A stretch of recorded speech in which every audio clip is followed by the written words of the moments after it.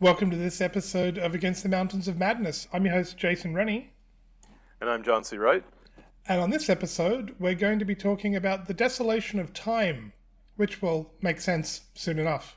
But before we start, please, if you enjoy the show, like, share, and subscribe.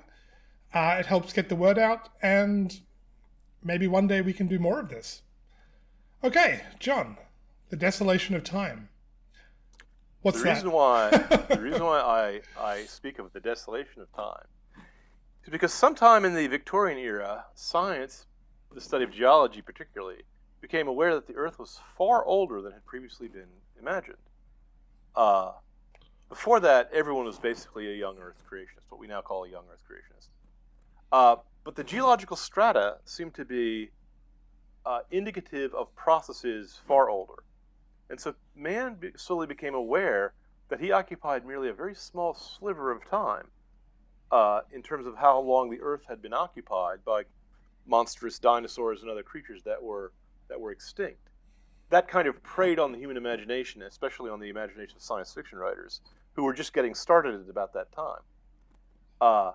Things like The Lost Continent, The Lost World of Professor Challenger, written by Sir Arthur Conan Doyle, reflect and also the various lost races stories of H. Rider Haggard reflect that awareness, that kind of vertigo, I'll say, that the public was becoming aware of. Now, there's some debate among science fiction readers as to what is the officially first science fiction book. Some people want to go all the way back to Lucian of Samoza or to the flight to the moon that is portrayed on the back of a hippogriff in Orlando Furioso by Ariosto, and so on and so forth. With all due respect for the people who are trying to make Dante into a science fiction writer, I myself think that science fiction is the mythology of a scientific age. I think science fiction has to be concerned with the effect, not just of the scientific revolution, but of the revolution of our idea of where mankind stands in reference to the center of the universe. We no longer think we're in the middle. Okay, in the Middle Ages, we thought we were technically in the middle of the universe, in the middle of the Ptolemaic universe. Now, I got to hasten to add, at the bottom.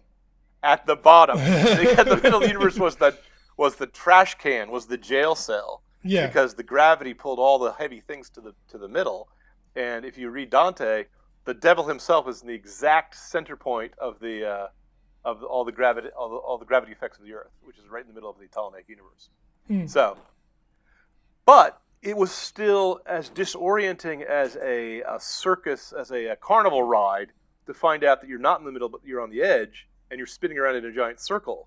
And there's circles within circles. You get dizzy thinking about how it operates. The people from Narnia who live in a nice, safe, flat world have to wonder how you can cling to a ball and go spinning madly through vastnesses of space. And the true astronomical distances of astronomy, hence the name astronomical, became kind of impressed on the public consciousness. And so people started to speculate about things like life on other planets. And that's where science fiction had its origins. Now, I myself, go ahead. Point of order. The ancient Greeks knew the Earth was as a point in the heavens. I mean, certainly they thought it was at the middle, but they probably would have been surprised how vast the universe was, but they didn't think it was as small as is normally portrayed. They knew it was really, really big. Like they knew it was enormously vast. They knew it was in effect infinite. Basically the same thing we know. They just thought the stars were equidistant from the Earth in a big sphere. That's the only, and that's the way it looks. So that's a perfectly natural and perfectly scientific assumption. Yeah. They could not detect any parallax, nor could we until very recently. You see. So, you're right. You're right to bring up the point of order. Just to say, No, you are completely correct, because I do not want to feed into the mythology that the ancients had some sort of foolish or unenlightened view. But I would make the argument that science fiction takes its inspiration from the Copernican vertigo, from the disarray, from the amazing confusion of finding out that things are bigger than you imagined and further away and not in the middle, and it's one of those fun things like standing on your head and looking at the world as if it's upside down. That's what science fiction, when it does its job, is supposed to help you do. You see, it can be misused like anything else, but that's what it's for. Now, H.G. Wells wrote adventure stories starring fantastic machines. 5 Weeks in a Balloon, the Nautilus, the Columbiad gun, the Albatross, other things like that. He is the father of what we call hard science fiction, of engineer's science fiction.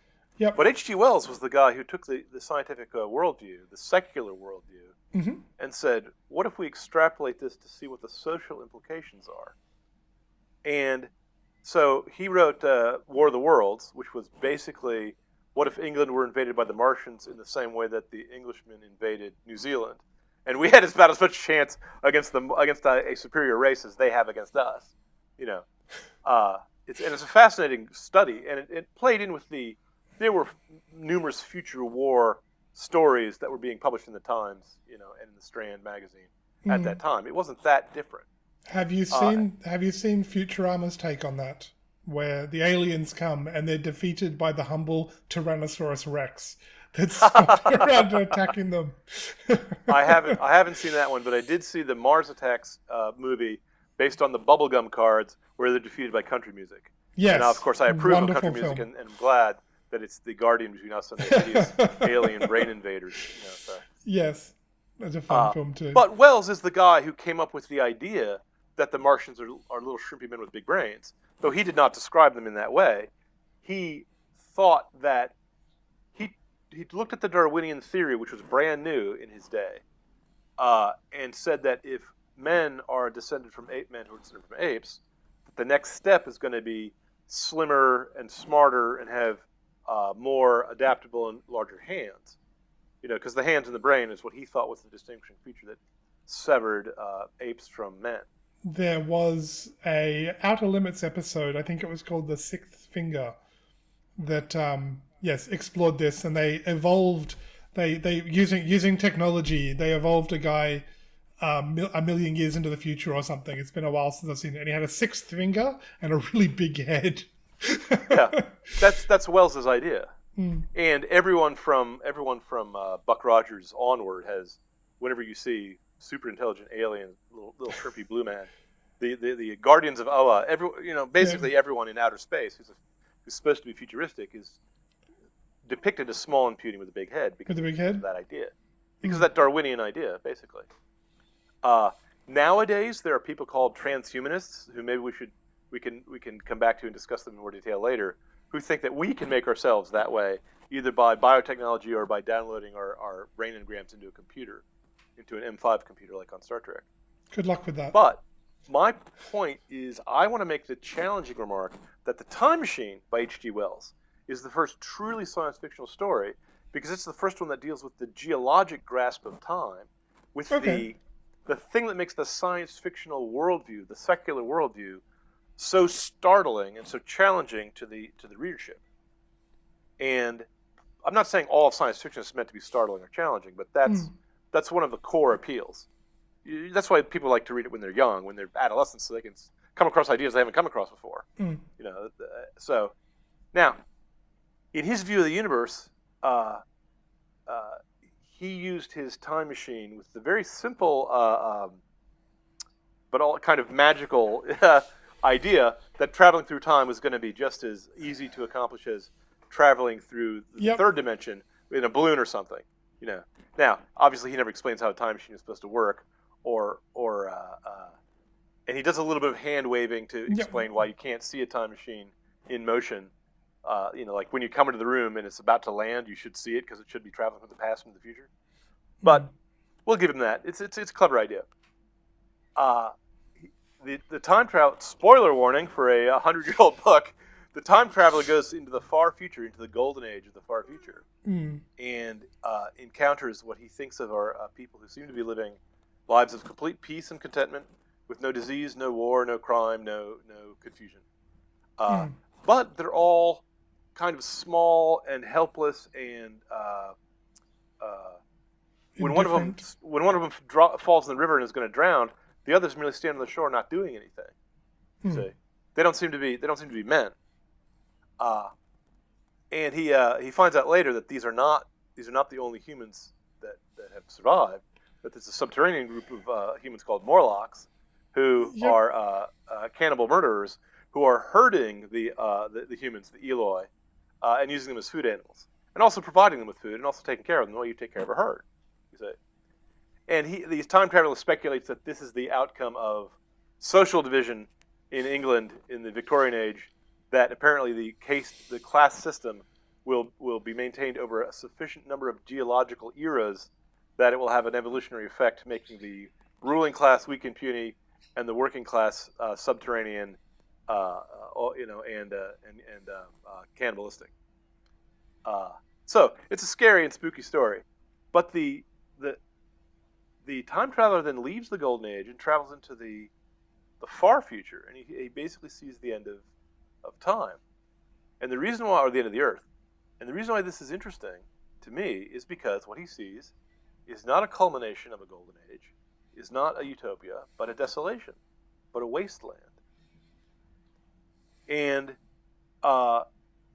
it is my contention that if you have a secular worldview, if you go far enough into the future, that's what you're going to see. You're going to see the desolation. You see.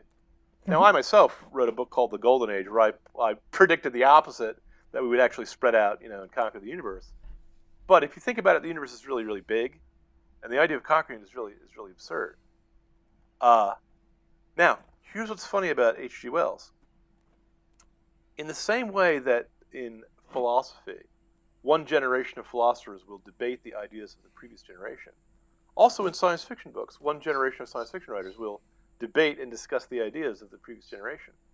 And C.S. Lewis wrote a book called Purulendra, which, in my opinion, was an answer to, was a refutation from, or a counter argument to the desolation of time as portrayed in The Time Machine by H.G. Wells. Because when in Purulendra, Ransom is carried in a glass coffin by angels to the Edenic planet, the Eden planet of Venus, which, unlike in real life, where it's a sulfur-litten, magma-strewn hellscape, was a world of waves and water and floating islands, a paradise of floating islands.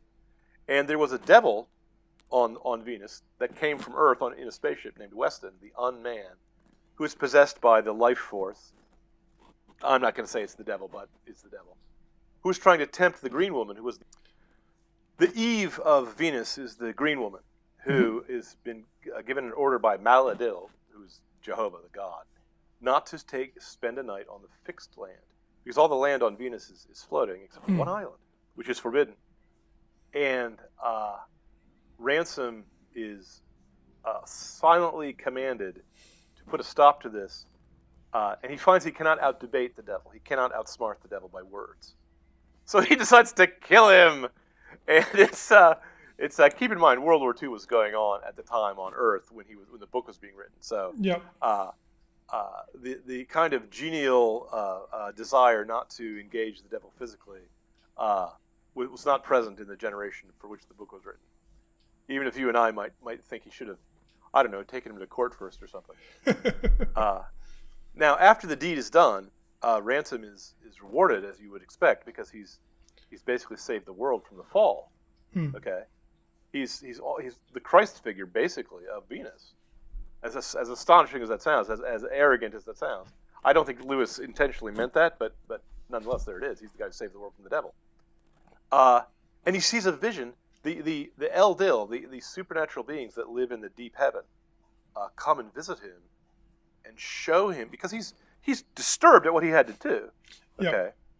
And he wonders as to why this world's fate is different from his world's, which went all dark and horrible, and why was it necessary? The silent planet. And he sees a vision. What's that? The silent planet. Yes, in this background, the Earth is quarantined from the rest of Arbol, the solar system, and no communication is permitted from Earth outside or back in.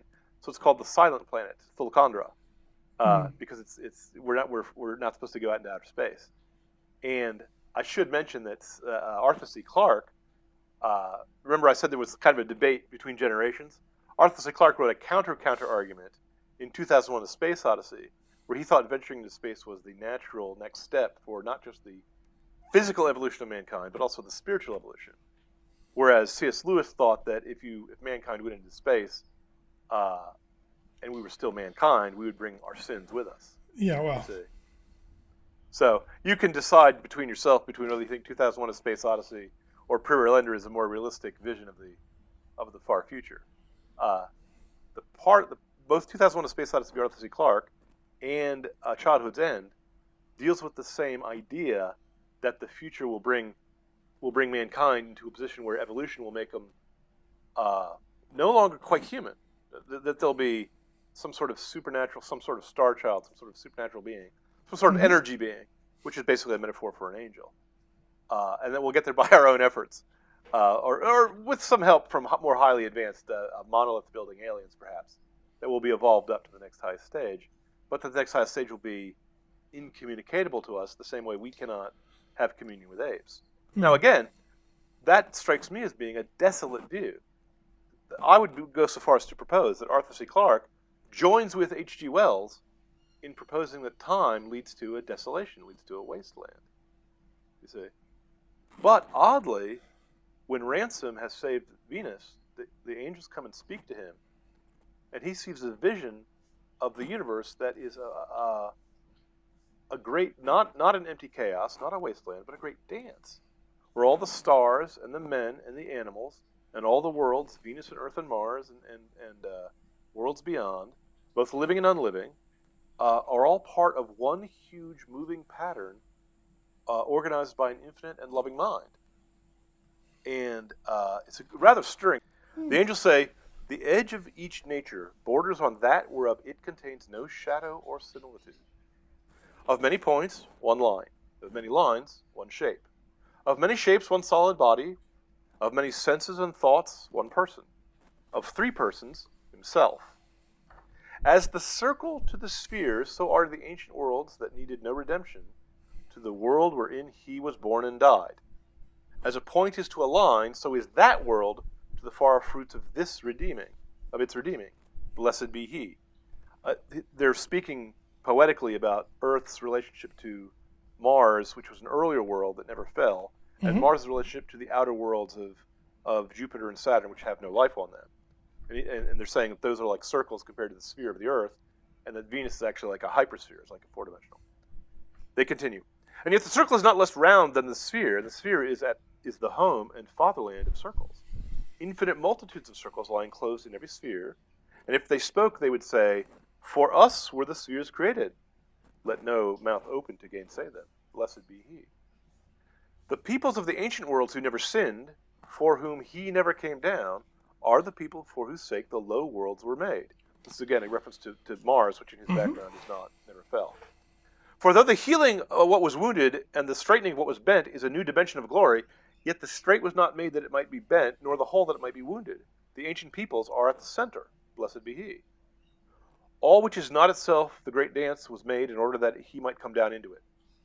In the fallen world he prepared for himself a body that was united with the dust, and made it, the dust, glorious forever. This is the end and final cause of all creating, and the sin whereby he came to be called fortunate, and the world where this was enacted is the center of worlds. Blessed be he. The tree that was planted in that world has ripened in this. The fountain that sprang with mingled blood and life in the dark world flows here with life only." And they go on and describe ever larger connections between all the worlds in the universe. Let me read one more passage, and then I'll Sure. quit. "And now, by a transition which he did not notice, it seems that what had begun as a speech was turned into sight, or into something that can be remembered only if it were seeing. He thought he saw the great dance. It seemed to be woven out of the intertwining undulation of many chords or bands of light, leaping over and under one another mutually embraced in arabesques and flower-like subtleties. Each figure, as he looked at it, became the master figure or focus of the whole spectacle, by means of which his eye distangled all else and brought it into unity, only to be itself entangled when he looked to what he had taken for a mere marginal decorations, and found that there also the same hegemony was claimed, and the claim made good. Yet the former pattern was not thereby dispossessed, but finding in its new subordination a significance greater than that which it had abdicated. He could also see, wherever the ribbons or serpents of light intersected, minute corpuscles of momentary brightness, and he knew somehow that these particles were the secular generalities of which history tells: peoples, institutions, climates of opinion, civilizations, arts, sciences, and the like. Ephemeral coruscations that piped their short song and vanished. The ribbons or cords themselves, in which millions of corpuscles lived and died, were things of some different kind, and at first he could not say what. But he knew that in the end most of them were individual entities. If so, the time in which the great dance proceeds is very unlike time as we know it. Some of the thinner and more delicate cords were beings that we call short-lived: flowers and insects, a fruit or a storm of rain, and once a wave of the sea. Others were such things that we think of as long-lasting: crystals, mountains, rivers, or even stars. Far above these in girth and luminosity, and flashing with colors from beyond our spectrum, were the lines of personal beings, and yet as different from one another in splendor as all of them were from the previous class. But not all the chords were individuals. Some were universal truths or universal qualities. It did not surprise him, then, to find that both these and the persons were both chords and both stood together against the mere atoms of generality which lived and died in the clashing of the streams. But afterwards, when he came back to Earth, he wondered. The whole figure of these enamored and interanimated circling were suddenly revealed as the mere superficities of a far vaster pattern in 4 dimensions, and that figure as the boundary of yet others in other worlds, till suddenly as the movement grew yet swifter, the interweavings grew yet more ecstatic, the relevance of it all to all yet more intense, as dimension was added to dimension, and that part of him which could reason and remember was dropped further and further behind, that part of him which saw even then, at the very zenith of complexity was eaten up and faded, as thin white clouds fade into the hard blue burning of the sky, and a simplicity beyond all comprehension, ancient and young as spring, illimitable, pellucid, drew him with cords of infinite desire into his own stillness. Wow. That is the vision of time. That is the vision of time seen by Ransom when he when he has a vision of the allness, the cosmic all of the universe as a great dance. I'll read one more line. Sure. He went up into such a quietness, a privacy, and a freshness, that at the very moment when he stood farthest from our ordinary mode of being, he had a sense of stripping off encumbrances, and awakening from a trance, and coming to himself. And I should say this whole vision is in response to Ransom asking questions of the great Eldil as to why the horrible events, the fall of man on Earth, were necessary, and why the horrible events on Venus were necessary. And his answer is not quite an answer that you can put into words. His answer is not quite an understanding. But he does see the pattern of which all things are part. And I think Lewis here is trying to put into words a mystical vision that anyone who's ever had a true mystical vision sees the unity and the complexity of the universe all in one pinpoint, like a raindrop reflecting all the stars as it falls through the night sky. You say. Now, if I can impose even further on your patience, I'd like to read H.G. Wells's similar passage where the time traveler sees the end of life on Earth, and to show, because I don't know any other way to show so clearly what the contrast is between the idea of eternity, of time being a luminous dance where all the parts are both the center and the periphery, and this. So may I? Sure. This is the time travel speaking.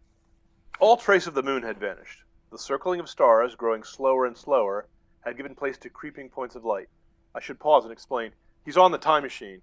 He's just fled from the Golden Age where the Morlocks eat the Eloi.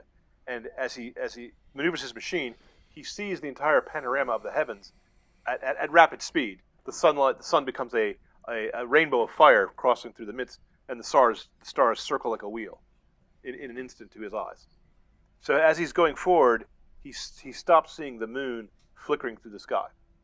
So, again, all trace of the moon had vanished. The circling of the stars, growing ever slower and slower, had given place to creeping points of light. At last, some time before I stopped, the sun, red and very large, halted motionless upon the horizon, a vast dome glowing with a dull heat. and now and then suffering a momentary extinction. At one time it had, for a little while, glowed more brilliantly again, but it speedily reverted to its sullen red heat. I perceived this by the slowing down of its rising and setting, that the work of the tidal drag was done. Earth had come to rest with one face to the sun, even as, in our own time, the moon faces the earth. Very cautiously, very cautiously I began to reverse my motion. Slower and slower went the circling hands, until the thousandth one seemed motionless, and the daily one no longer seemed a mere spinning mist upon the scale. Still slower, the dim outlines of the desolate beach were visible. I should mention that last is reference to his control panel, where the days and thousands of days were spinning dials. I stopped very gently and sat upon the time machine, looking around. The sky was no longer blue. Northeastward it was an inky black, and out of the blackness shone brightly and steadily the pale white stars. Overhead it was a deep Indian red and starless, and southeastward it grew brighter to a glowing scarlet where, cut by the horizon, lay the huge hull of the sun, red and motionless. The rocks about me were of a reddish color, and all trace of life that I could see at first was the intense green vegetation that covered every projecting point of their southeastern face. It was the same rich green that one sees on forest moss or on the lichen in caves, plants which, like these, grow in perpetual twilight. The machine was standing on a sloping beach. The sea stretched away to the southwest to rise up to a sharp, bright horizon against the wan sky. There were no breakers and no waves, for not a breath of wind was stirring. Only a slight oily swell rose and fell like a gentle breathing, and showed that the eternal sea was still moving and living. And along the margin, where the water sometimes broke, was a thick incrustation of salt, pink under the lurid sky. There was a sense of oppression in my head, and I noticed that I was breathing very fast. The sensation reminded me of my only experience of mountaineering, and from that I judged the air to be more rarefied than it is now. Far away up the desolate slope, I heard a harsh scream, and saw a thing like a huge white butterfly go slanting and fluttering up into the sky, and, circling, disappear over some low hillocks beyond. The sound of its voice was so dismal that I shivered and seated myself more firmly upon the machine. Looking around me again, I saw quite near that what I had taken to be a reddish mass of rock was moving slowly toward me. Then I saw what was really a monstrous crab-like creature.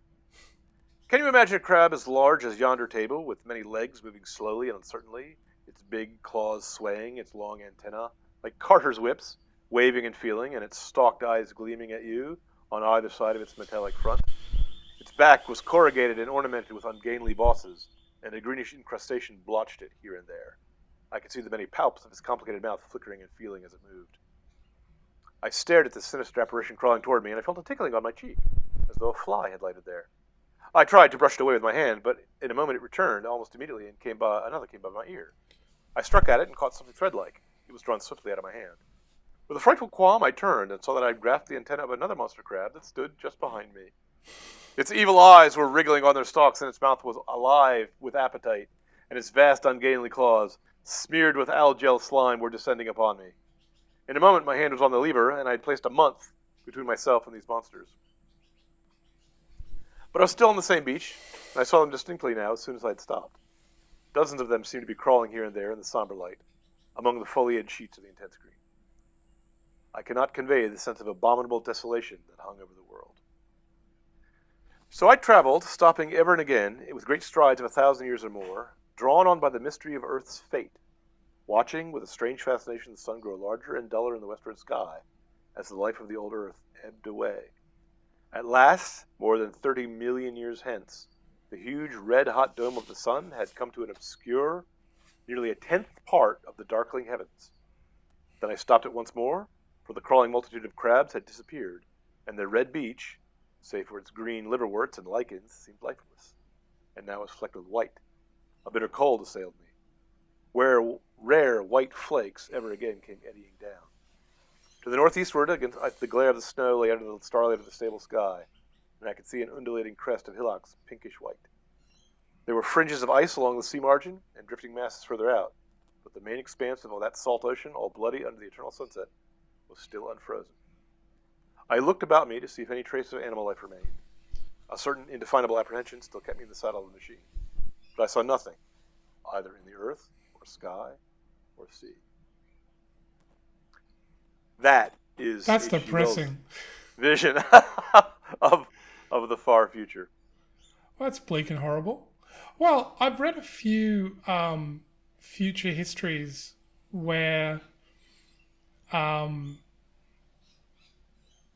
yeah, humankind continues to exist in some form or another. And I definitely read one, but I can't remember the title. Can't remember who wrote it.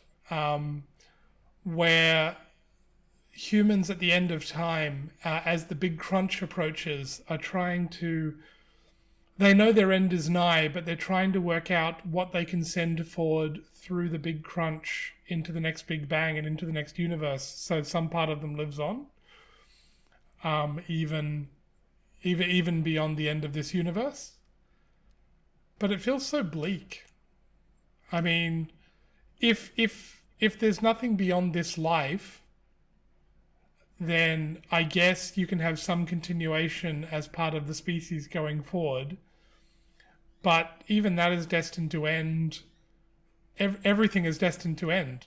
And eventually it will be as if we never existed. That seems to be the secular vision of the future, unavoidably. That's the Wellesian vision of the future, where all of mankind's accomplishments, even the invention of the time machine, lead to nothing. I mean, there's no on the desolate beach. There's no trace of the cities that mankind reared. There's no bones left in the ground. There's nothing. Everything's forgotten, good and evil. Eventually all the protons will decay, and there will be nothing. Right. If you go far enough forward. If Stephen Hawking is correct, even the black holes decay. You say.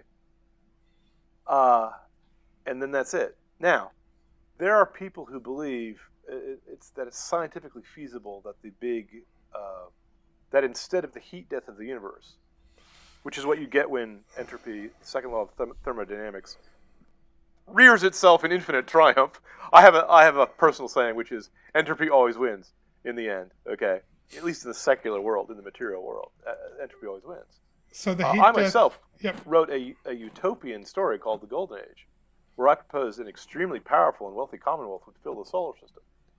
But even if mankind could somehow download its brains into much more durable bodies or computer mainframes, or through biotechnology give themselves glorified bodies that were incapable of harm, time will run out. You'll run out of energy. You'll run out of resources.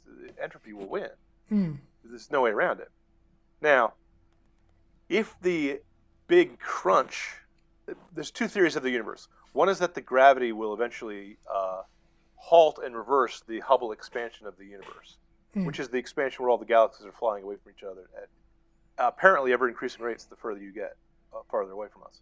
And that big bang we get from a Jesuit astronomer, I think.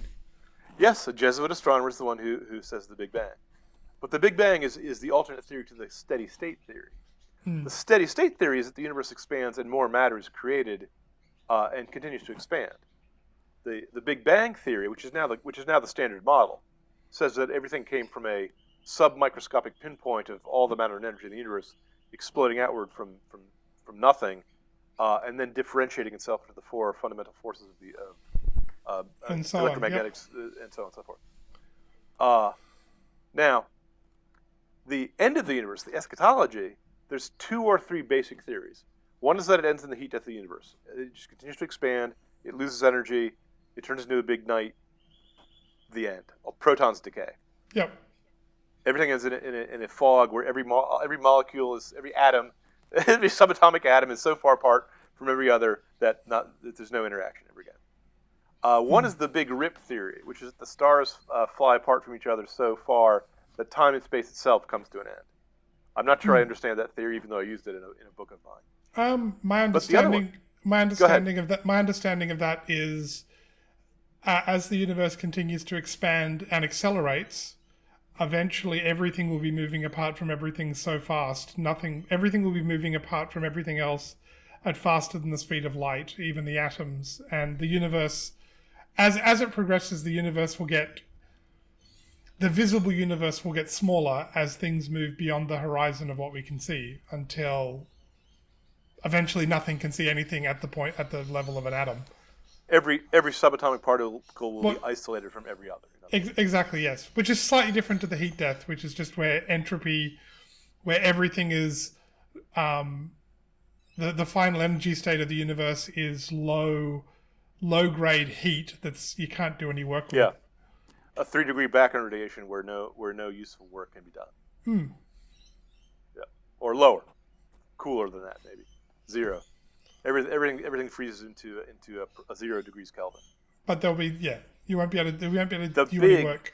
crunch, however, says that the expansion will stop, and reverse itself, Mm-hmm. and that all the matter and energy of the universe will rush backward, pulled by gravity, to form a supergigantic black hole at the middle of everything that will absorb all time, space, matter, and energy. And some have daringly speculated that at that point, since it is in the exact same situation as it was before the Big Bang, it will recreate the Big Bang. Time itself will eat its own tail like the worm Ouroboros, and that now this is a very Hindu conception of the universe, where the universe is basically just like the wheel of suffering, the endless wheel of pain, where thousands of kalpas exist between the Big Bang and the Big Crunch, but it's either the same universe or an infinite spiral of different universes. Science fiction readers love that. I love the concept. I read a story by Paul Anderson called Tau Zero, which I recommend to anyone who's a science fiction fan, where people have, because of an accident, they're traveling too near the speed of light, and so many zillions of years have gone by since they left Earth that the only thing they can do to make it back to Earth is to fly through the eschaton point of the Big Bang and the Big Crunch, and somehow survive into the next universe and hope that it will be the exact same as the previous universe. Now you'd think the interposition of their body as it moved through the Big Bang point would mess things up somehow, but never mind that. I'm not sure how you survive a supermassive black hole that's the size of all the matter and energy of the universe, but let's say you have an anti-gravity mumble machine that allows you to do it. Futurama did them one better, Yes. where they went forward in the forward-going time machine, trying to find a future where the backward-going time machine had been invented, and after discovering horrible futures where humans are run by giraffes, or humans are ruled by giraffes and so on, or Yes. Tricky sea mammals, they completely circumnavigate the temporal universe and come back to the beginning again, having made a mistake, and then have to do it a third time. So That is the most horrible episode if you think about it. Like Fry goes all the way around to get back to Leela, but it's not the same Leela anymore. is it or isn't it? That's a very interesting Well, concept. I suppose that's the question, but it would seem to be discontinuous with the original Leela, who spent her whole life angry at Fry because he never came back, only to learn right at the end or to learn late in her life that actually Fry was going to be on time, but something went wrong and she lost. Oh, it's a sad episode. This is the time traveler's wife problem. Every time Hmm. traveler who marries a parallel copy of his own wife has to suffer from severe metaphysical doubts as to whether it's the same woman or a different woman, and if he's a bigamist or not. So I think that Fry is a bigamist myself. But then again, I don't know whether the same soul is reincarnated in the next kalpa of the great turning of the great wheel, because the Hindus, at least, who believe time is a wheel, also believe in reincarnation. You see. Now, I'm a Christian. I believe in resurrection, but not in reincarnation. Part of that is because I'm a romantic. G.K. Chesterton, in a brilliant passage, once pointed out that if time is a circle, there's no beginning and no end to any story. And so no story really has any drama to it. If you fail now, you'll win again. If you win now, you'll fail again. And it kind of doesn't matter ultimately what you do. You might be reincarnated as a demigod next time round, and then if you do something bad, you'll be reincarnated as a slugfish or something. And even if you spend infinite kalpas working your way up slowly, one step at a time on the great ladder of the ranks of life in the Hindu universe, there's nothing to say that you won't be reincarnated as a devil or as an apsara or as a lesser being, as an animal, if you've committed some terrible act. So it's not very hopeful worldview according to the romantic viewpoint. That's why the Buddha wanted to escape from the wheel of reincarnation and achieve nirvana and get off the carousel ride. Mm-hmm. So between the Big Bang and the Big Crunch, the big wheel, I think, is almost as desolate because at least with the heat death of the universe, there's a final, if dismal, end to everything, and all suffering has come to an end, as all meaning has come to an end, and everything turns out to be just a meaningless, horrible void, you know. But in the great wheel of life, the suffering returns eternally. So do the joys, I guess, you know. But it seems to me to be a terrible worldview. Seems Now, to be as bad in a different direction. I should mention that between C.S. Lewis and H.G. Wells, one of whom had a view of eternity that was of a beautiful dance, that had meaning beyond meaning, and every part of it was meaningful, and one who had crabs on a beach, ending in an ice age, ending in a desolation. The writer Olaf Stapleton also wrote far future histories, and he wrote one called Last and First Men. Now, Stapleton was a communist, and communists believe that history operates by means of evolutionary fallbacks and leaps forward. And so he depicted, it's not even a science fiction novel, it's a science fiction future history, where there's no characters, there's no plot line, it's just the history of mankind from now, 1930s-ish, through the upcoming wars and convulsions of the first humans, to the Amerification and the desolation, the Americanification and desolation of the world government, the fall to the second men, the rise of the second men, and so on through geologic eras. Earth has to be abandoned sometime in the time of the fifth or the sixth men, I forget which, the fifth men, I think, because their psychic powers pull the moon down on their heads by mistake. Oops. And so then they have to occupy Venus after exterminating the Venusians. It's also terrible for them. The sun begins to swell up, and they migrate to Neptune, which at the time it was not known what a gas giant was like. So it was merely thought to be a heavy planet that you could walk on the surface, but that the gravity was like twice that of Earth. After another countless kalpas of years, the 13th through the 17th men rise and fall, and each civilization creates a higher. They bioengineer a more sophisticated version of mankind, giving them telepathic powers and a group mind, so that they live in gigantic cells of hundreds of individuals with 81 different sexes that can all have ecstatic communions with each other with a variety of sexual organs, and they all have eyes on top of their heads so they can stare at the stars in wonder, because cranking your head back was too much work. So they bioengineered having to keep people aware of how much time was going by, and to be aware of the smallness in the creation of the universe. Well, the Neptunians find out that the sun is going to expand and destroy them. Their efforts to travel to other stars has failed. They tried once or twice to launch a spaceship into deep space. The crew all went mad because it's too dark and cold out there and there's nothing around. So they just have made life spores that are basically human seeds that can be carried on the solar wind, on the pressure of sunlight, to outer solar systems. And by way of saying goodbye, the last men of Neptune make telepathic contact with Olaf Stapleton and describe the future history of mankind, and explain to him that even though life is desolate, you still have to be filled with hope. Now, this is kind of an odd message because it's halfway between the C.S. Lewis vision and the H.G. Wells vision. Yep. But Olaf Stapleton was also a mystic, and he didn't have a coherent metaphysics. What he had was a vision that life was meaningful, despite the fact that you were going to end, that evolution was just going to destroy you in time, that entropy was going to kill you. He did. Now, he wrote a sequel to Last and First Men called Star Maker, where you do find out what the ultimate meaning of life is, which is that God is an incompetent experimenter who's trying to use Darwinian methods to get better and better universes, but he doesn't know what he's doing, and so each universe as it's created and destroyed helps him to become a better God. And as he self-actualizes his self-realization, more things will be created better that will make them better. But not for you, because you'll be wiped out when the sun expands. So that's that's the halfway position. Now, if you want to tell me whether I'm that's not sure which is worse.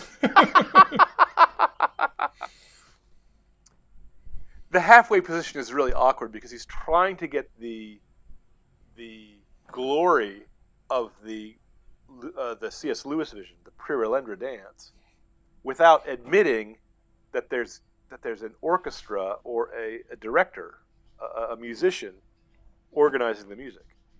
If there's no musician writing the music of the Great Dance, then it's not music. It's just noise. It's just a pleasant noise, but it's just noise. See.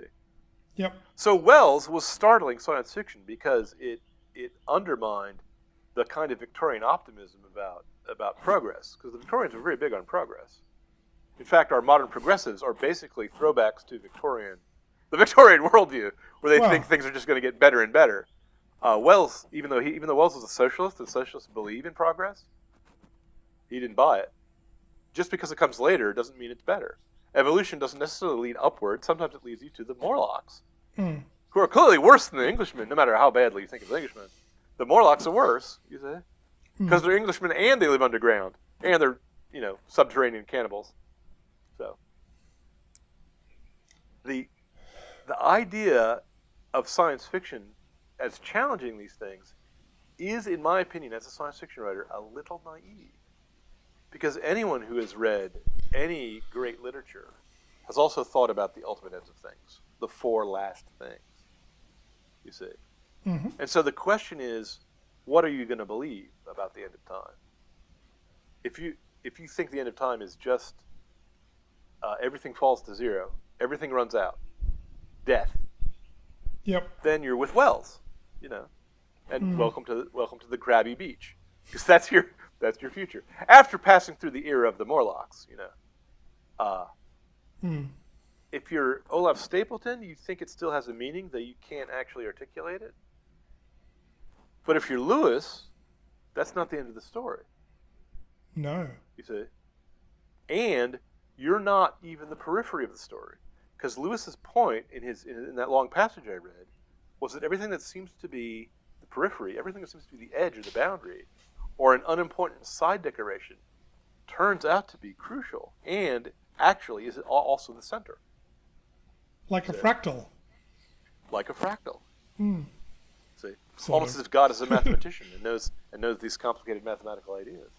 Or a musician who knows how to make one theme, one note, one set of notes into a mighty theme that's reflected backward and forward through the whole composition.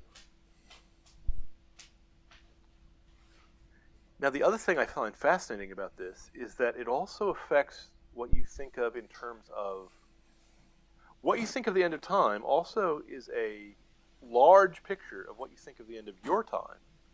You say, whether you think you're just going to end in dust and be worm food, or whether you think there's going to be some meaning to it. Now, you would think everyone would be eager to see meaning in their lives, but back when I was an atheist, I did not want to be judged by some alien super being of whom I had no interest or no conception of. That's the catch, isn't it? That's the catch. If life has meaning, that means there's judgment. That means it has moral meaning. You say, which was also what Lewis was depicting in his vision, because he was wondering why the suffering was necessary. He was asking basically the question that John Milton was also trying to answer when he wrote Paradise Lost. He was trying to justify the ways of God to man, which is a little arrogant. I believe C.S. Lewis also coined the term God in the dock to explain how arrogant it is for us to want to put the creator of the whole story, of which we're the characters, into the prisoner's bar on trial to have him answer for where we get put in the characters. As if Frodo is going to go to Professor Tolkien and said, Professor Tolkien, how come I got burdened with this horrible ring, and why did I have to go stumbling through Mordor on my aching feet? And it was eating away at my brain. I mean, couldn't you have given me a simpler task to do, make a smaller ring maybe that wasn't so, or at least made me the hero so I didn't fail at the end? Poor Frodo. Yeah. Poor Frodo. He goes back to Hobbiton, and there he is, and his friend, Sam becomes the mayor, and his friends are heroes because they threw out the socialists. Excuse me, the wizard, and the hobbits don't even know what it is that he did, and he's got to sit there in the evenings in the dark, looking at his little fire, warming his little hairy hobbit toes by the hearth, and go, "I failed. I gave in to the temptation at the end." He's looking at his maimed hand, going, "I failed. What does that mean?" Even he has to deal with the end times. he gets on a boat and goes away to the elvish heaven of Valinor. You know, that's a metaphor for the afterlife. I'm sorry, the ocean is in Tolkien is it's like the Red Sea that parts for the Hebrews but swallows the Pharaoh. It's like the Jordan River that parts so you can cross it to get into the Promised Land. So I suppose the takeaway from this is you have to pick a vision of the future that you're going to stake your being on. I mean, well, you have to. You're what is it? As Pascal said, you're in the game, so you have to play. Yeah, the dice are already in the air. Yeah. So which vision are you going to follow? It's interesting, actually. The Christian vision of Lewis of the glorious whole dance of the universe and the end coming together with God. The complaint has always been from secularists who have that bleak vision of the future that people with their heads like looking to this heavenly future don't care about the here and now, unlike us sort of socialists. But the reverse has always been true. They often care deeply about the here and now because part of it is getting all of the souls to this heavenly future. But they're also commanded to help their fellow man and stuff as part of that process. But the people with the desolate vision of the future tend to be more willing to sort of crush individuals under heel to make whatever vision they're pursuing, even though they know it ends in nothing, in the crabs on the beach, and even then, not even that. The heat death of the universe.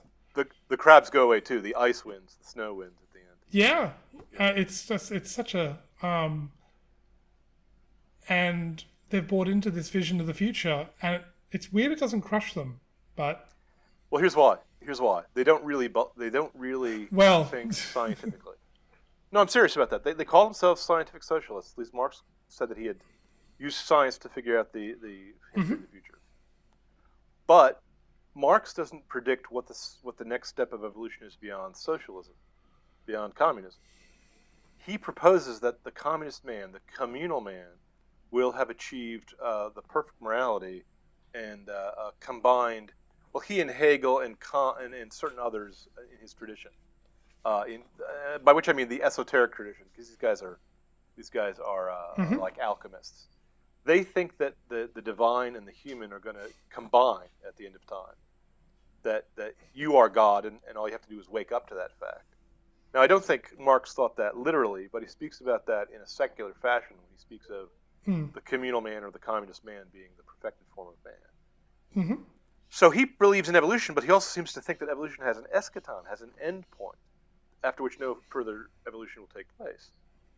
But even given that, there's still going to be the heat death of the universe. You're not going to avoid that. Yeah. Now, I've spoken with some transhumanists who believe that the evolution can be accelerated and that we can become godlike through technology in a remarkably short time. That's their message. That we can actually use technology to overcome the fundamental hindrances of sin and death. Or, sickness and death. They don't believe in sin. Some of them don't. And I asked them, because I wrote a book on this, in my book, entropy still is going to win. My book was written from the Stoic point of view. The Stoics said that you should do your duty despite the fact that you're going to die anyway. Okay. But the hedonists say you should do what you like because it's pleasure, but that you have to have an enlightened sense of pleasure, an enlightened self-interest, so that you both benefit the people around you while benefiting yourself, which is a nice peacetime philosophy. It will work. The hedonist philosophy will work provided there's people who believe the Stoic philosophy who are protecting you. The same way the hobbits can live peacefully provided there's rangers in the wilderness willing to sleep on the ground and fight Nazgul with their swords and knives. Okay. But I said to them on a public debate board, I asked them a few questions about the heat death of the universe, and one of them said, "Oh, science will find a way to reverse entropy in time." And I said, why do you believe that? Is there a scientific experiment that you performed or some observation on which that is based? No. That guy was someone who believed the Olaf Stapleton view, the Star Maker view of the universe. He had a mystical view of the universe that was optimistic, despite the appearances of total universal nighttime coming, that the infinite nightfall of endless cold is coming. And he just refused to believe it. He just said, "Oh, we'll find a way around it. We'll find a way figure it out to escape the universe and get into a nicer universe that's bigger or something." And I just thought, well, okay, Stephen Bax writes books like that. The Zeely sequence is an amazing sequence, and it's very far future, but it also has this far future science fiction is quite interesting because even if you believe things are going to get better, there's also the question of, are the remote descendants of humanity going to be human? Arthur C. Clarke, I think, if I read him correctly, says no, they're not. They're going to be evolved to a condition that we can't understand any more than apes understand us. We're not going to be able to understand the Superman. Stephen Baxter has his Zeely not really be the good guys, if I read him correctly, but don't quote me because I haven't read all the works in his sequence. Other people who have dealt with the far future, some have been more frivolous than others. Heinlein, for example, doesn't deal with the remote far future, but he does propose that Lazarus Long, his one immortal man, will live long enough to see the entire galaxy civilized. And by civilized, he means that everyone lives basically in a peaceful situation where men mind their own business and everyone has an orgy whenever they like, including finding a time machine and going back and sleeping with your mom. So people indulge in sexual fantasies to their heart's content. But in the Heinlein universe, there's no higher beings. The superhumans that were briefly encountered, the superhuman aliens that were briefly encountered in I can't remember, the Methuselah's children. Heinlein's hero, Lazarus Long, says he went in and shot them to death with a handgun. So Heinlein has no use for gods. There's no higher beings that humans cannot overcome. How Klingon he does, however, say both in Starship Troopers and in Have Spaceship Will Travel, in two different main characters both say that mankind will have to overcome any alien species we encounter if they're hostile until such time as we get defeated by someone who's tougher and meaner than we are. Which is a very Darwinian, it's Darwinian's view of the universe. It's life is a jungle where the strong survive and the weak fall by the wayside. The only problem with that view of the universe is that no one is strong forever. Strength wanes. Age happens. Entropy wins. So Isaac Asimov, in a short story, did have his AI computers being asked whether entropy could be reversed. And that the final computer created by the super far humans of the super far future does continue to ponder the question because it's unanswered after the human race perishes and is extinct, until it finally figures out the equation that can solve solve the riddle and answer the question. And the last line in the story is where the AI computer says, "Let there be light," and it creates the next universe after it reverses entropy, which is cute. Yeah. Really shallow. Yeah, I agree. But it's also the big wheel. So there's your choices, friends. Yeah. The big wheel, in which case, I vote for the Buddha, okay? Because I don't want to stay on the wheel of suffering forever. Or the big crunch, where all the universe turns into fire and collapses backward in on itself into a crushing pinpoint, like that one criminal who was caught by Goldfinger and put into a car compactor in the movie Goldfinger and gets mashed together, with the goal he took. So that's your future. We Stoics call that the ekpyrosis, the idea that the universe will disappear in a universal fiery conflagration. Or the cold ending, the heat death, where there's snow, proton decay, and darkness. Those are your choices for the secular worldview. Well, or you could be a little mystical about it and maybe believe in the Olaf Stapleton view that something nice might happen that we can't foresee. Yeah. That there might be a kind of a mean God who will make something useful to him. Who knows? I think if I read Stapleton correctly, he was kind of a Gnostic, because I'd see Gnostic flavors both in Heinlein with his "Thou art God," as he says in *Stranger in a Strange Land, and in C.S. Lewis in *Childhood's End*, having it be that the humans evolve into super beings that we can't comprehend. That Arthur fly off C. into the Clarke. deep. Arthur C. Clarke. I'm sorry, I said the exact wrong name. I said the opposite name of what I meant. Mm. So, or you can have Lewis's vision of the cosmic dance, which where is life actually makes sense. Which is an extrapolation of the end of Revelation, I suppose. But Yep. I think a consistent one. Now, not only is it consistent, but even if we're wrong and we believe life has meaning and we conduct ourselves as if our acts are being judged, the chance that I will pick your pocket is less now that I'm a Christian than it was when I was an atheist. True. Because I was a very honest atheist. I'm sorry, I did not lie, I did not steal, I did not cheat, and did not kill. But I did that out of my own sense of personal honor, which was, in other words, my pride. Well, pride wears out. Pride can be bent and broken, you know. But if you think you're going to be judged, if you think that life has meaning, you think there's a moral core to life, and also you have more fun, you know. So even if it's false, the Lewis view, the cosmic dance is better than the crabs on the beach. I big agree. Red sun. I agree. Sun. So what are you looking for? I mean, seriously, why bother protesting if people are being treated unfairly in your generation? If 100 years from now it's going to be forgotten, and 1,000 years from now it's going to be nothing, and by the year 802-701, you're going to be an Eloi. You're going to be a food animal, being eaten by the very poor people you were trying to save here in the modern day, as they have their terrible revenge. Yep. So. Well, you know. On that cheery note, thank you everybody for tuning into this episode. I hope you enjoyed it. Don't forget to like, share, and subscribe. And thanks for joining me, John. Thank you, sir. Thank you for having me.